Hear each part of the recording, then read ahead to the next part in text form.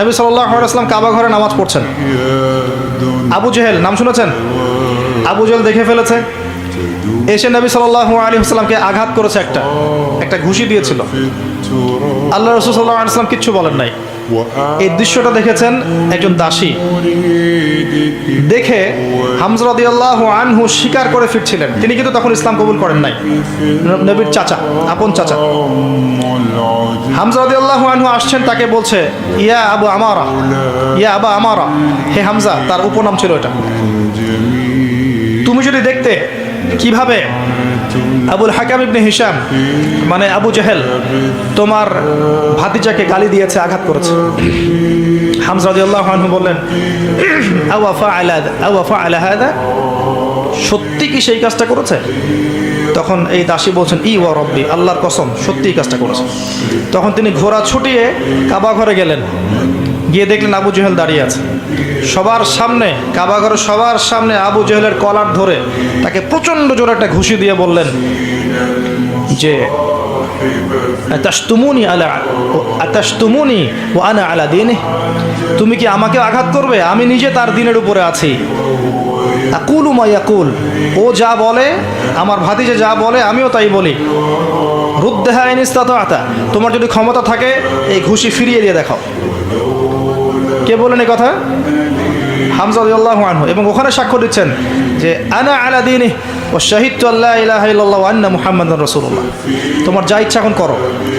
কারো বুকের কলিজা ছিল না, ওখানে হামজা রাদিয়াল্লাহু আনহুকে একটা আঘাত করে দেখায়। এবার তিনি চলে গেলেন দারুল আরকামে, যেখানে নবী সাল্লাল্লাহু আলাইহি ওয়াসাল্লাম তখন ছিলেন।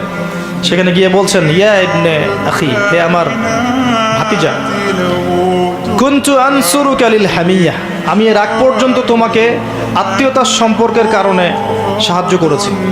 আলান, আজকে থেকে আনসুরুকা লিল ইসলাম, আমি তোমাকে ইসলামের জন্য সাহায্য করব। ওয়া আশহাদু আল্লা ইলাহা ইল্লাল্লাহ ওয়া আন্নাকা রাসূলুল্লাহ। এরপরে ইসলাম শক্তিশালী হচ্ছে। এই দৃশ্যটা দেখেছে ওমর রাদিয়াল্লাহু আনহু।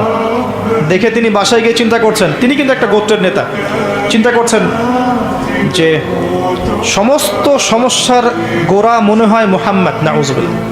যদি তাকে আমি হত্যা করে ফেলি এবং হত্যা করে আমি আমাকে এই বনু হাশেমের কাছে সুপর্দ করি, তাহলে সব সমস্যার সমাধান।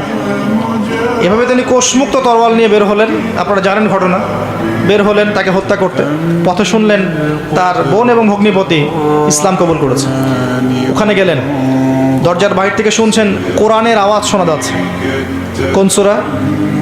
তাহা, মা আনজালনা আলাইকাল কিতাবা লিতাশকা, মা আনজালনা আলাইকাল কুরআনা লিতাশকা ইল্লা তাযকিরাতান লিমান ইয়াখশা তানজিলাম মিম্মান খালাকাল আরদা ওয়াস সামাওয়াতিল উলা আর রহমান আলাল আরশ ইস্তাওয়া।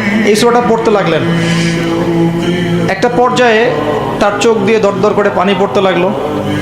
তিনি শিক্ষিত যুবক ছিলেন। আরবে তখন খুব কম যুবক পড়াশোনা করতে জানতো, হয়তো 12 জন বা 14 জন, তার মধ্যে উনি একজন ছিলেন।